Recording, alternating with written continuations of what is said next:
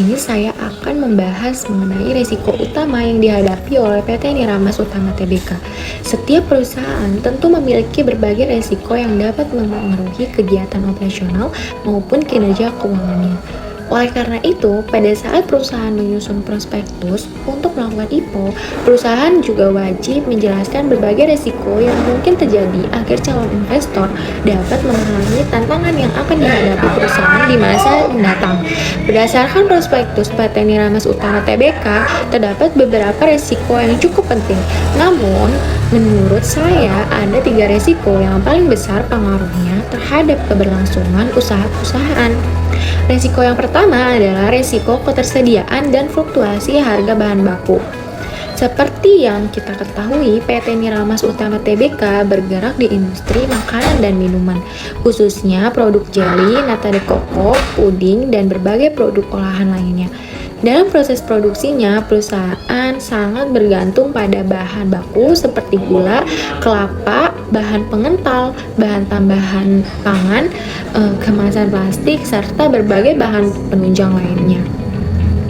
Permasalahan yang mungkin muncul adalah harga bahan baku tidak selalu stabil.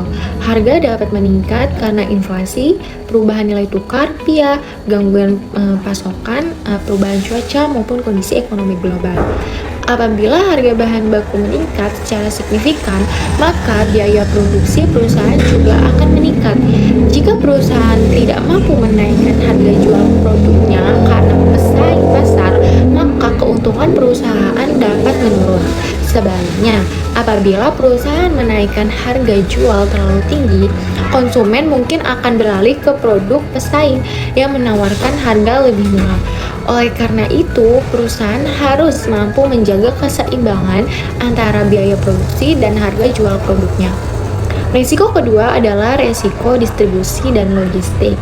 PT Niramas Utama Tbk memasarkan produknya ke berbagai daerah di Indonesia, bahkan juga melakukan ekspor ke beberapa negara. Hal tersebut membuat sistem distribusi menjadi salah satu faktor yang sangat penting. Apabila terjadi keterlambatan pengiriman akibat gangguan transportasi, cuaca ekstrim, terus kemacetan atau kendala operasional lainnya, maka produk bisa terlambat sampai ke distributor maupun konsumen. Akibatnya, perusahaan dapat kehilangan kesempatan penjual, bahkan menurunkan tingkat kepuasan pelanggan. Selain itu, produk makanan juga memiliki masa simpan tertentu, sehingga proses distribusi harus berjalan secara efisien agar kualitas produk tetap terjaga sampai ke tangan konsumen. Risiko yang terakhir adalah pesaing dalam industri makanan dan minuman. Saat ini, industri makanan di Indonesia berkembang sangat pesat. Banyak perusahaan lokal maupun perusahaan asing yang menawarkan produk sejenis dengan berbagai inovasi rasa, kemasan, maupun strategi pemasaran. Pesaing yang semakin ketat menyebabkan perusahaan harus terus berinovasi agar produknya tetap diminati oleh masyarakat. Apabila perusahaan gagal mengikuti perkembangan selera konsumen, maka pangsa pasarnya dapat menurun. Menurut saya, ketiga resiko tersebut merupakan resiko yang paling penting karena secara langsung dapat mempengaruhi penjualan, kelancaran, bahkan keberlangsungan usaha dalam jangka panjang. Setelah mengetahui berbagai risiko tersebut, selanjutnya saya akan membahas mengenai upaya mitigasi risiko yang dilakukan oleh perusahaan. Mitigasi risiko merupakan langkah yang dilakukan perusahaan untuk mengurangi kemungkinan terjadinya risiko maupun dampak yang ditimbulkan apabila risiko tersebut benar-benar terjadi. Berdasarkan prospektus, perusahaan telah melakukan beberapa strategi mitigasi.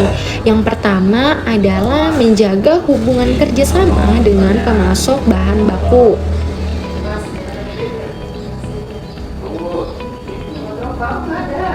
Perusahaan tidak hanya membeli bahan baku dari satu pemasok saja, tetapi berusaha membangun hubungan jangka panjang dengan berbagai pemasok, sehingga apabila terjadi gangguan pada salah satu pemasok, perusahaan masih memiliki alternatif sumber bahan baku lainnya. Selain itu, perusahaan juga menerapkan pengendalian kualitas terhadap bahan baku yang diterima agar produk yang dihasilkan tetap memiliki kualitas yang baik. Langkah berikutnya adalah meningkatkan kapasitas gudang dan memperkuat sistem logistik. Peningkatan kapasitas gudang bertujuan agar perusahaan dapat menyimpan persediaan bahan baku maupun produk jadi dalam jumlah yang lebih besar. Dengan demikian, perusahaan memiliki cadangan persediaan apabila sewaktu-waktu terjadi gangguan distribusi maupun keterlambatan pasokan dari pemasok. Selain itu, sistem logistik yang lebih baik juga dapat mempercepat proses distribusi sehingga produk dapat sampai kepada konsumen tepat waktu. Strategi berikutnya adalah melakukan inovasi produk secara berkelanjutan. Persaingan dalam industri makanan tidak hanya ditentukan oleh harga, tetapi juga oleh inovasi produk. Perusahaan perlu terus menciptakan produk baru, memperbaiki kualitas produk yang sudah ada, mengikuti tren pasar, serta melakukan inovasi pada desain kemasan agar tetap menarik bagi konsumen. Selain itu, perusahaan juga mempertahankan kualitas merek Inaco yang selama ini sudah dikenal oleh masyarakat Indonesia. Merek yang kuat merupakan salah satu aset penting karena dapat meningkatkan kepercayaan konsumen dan memperkuat loyalitas pelanggan. Walaupun demikian, menurut pendapat saya, penjelasan mengenai mitigasi risiko di dalam prospektus masih tergolong cukup umum. Prospektus belum menjelaskan secara rinci mengenai target yang ingin dicapai, indikator keberhasilan, maupun strategi operasional yang lebih spesifik apabila risiko benar-benar terjadi.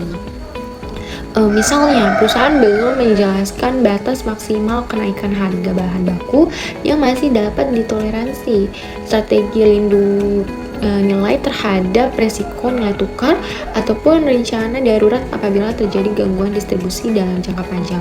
Oleh karena itu, investor tetap perlu mempertimbangkan berbagai risiko tersebut sebelum mengambil keputusan investasi. Baik, selanjutnya saya akan menyampaikan kesimpulan dari hasil analisis prospektus PT Niramas Utama Tbk. Berdasarkan pembahasan sebelumnya, dapat disimpulkan bahwa perusahaan memiliki prospek pertumbuhan yang cukup baik. Hal ini terlihat dari penggunaan dana hasil IPO yang sebagian besar dialokasikan untuk ekspansi usaha melalui pembelian mesin produksi, peningkatan kapasitas gudang, serta penambahan fasilitas produksi. Strategi tersebut menunjukkan bahwa perusahaan lebih fokus membangun pertumbuhan jangka panjang dibandingkan hanya memenuhi kebutuhan operasional jangka pendek. Selanjutnya, dari sisi kinerja keuangan, perusahaan berhasil meningkatkan laba bersih secara signifikan walaupun penjualannya mengalami penurunan. Kondisi ini menunjukkan bahwa perusahaan berhasil melakukan efisiensi biaya sehingga profitabilitas perusahaan menjadi lebih baik. Kemudian dari sisi kebijakan dividen, perusahaan berencana membagikan dividen tunai maksimal sebesar 30% dari laba bersih. Menurut saya, kebijakan tersebut cukup seimbang karena perusahaan masih memiliki ruang untuk melakukan investasi kembali demi mendukung pertumbuhan usaha. Selanjutnya, dari sisi struktur permodalan, setelah IPO memang terjadi dilusi kepemilikan saham. Namun pemegang saham lama tetap menjadi pemegang saham pengendali sehingga arah kebijakan perusahaan diperkirakan tidak mengalami perubahan yang signifikan. Selain itu, perusahaan juga tidak memiliki program MISOP maupun penerbitan waran sehingga resiko dilusi tambahan di masa mendatang relatif rendah.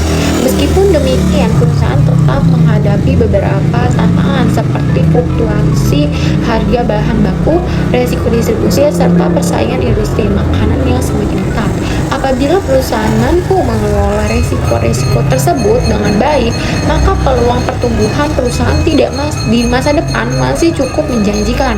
Secara keseluruhan, menurut analisis saya, PT Niramas Utama Tbk merupakan perusahaan yang memiliki prospek pertumbuhan yang baik, namun tetap memerlukan pengelolaan risiko yang efektif agar dapat menjaga keberlanjutan usahanya.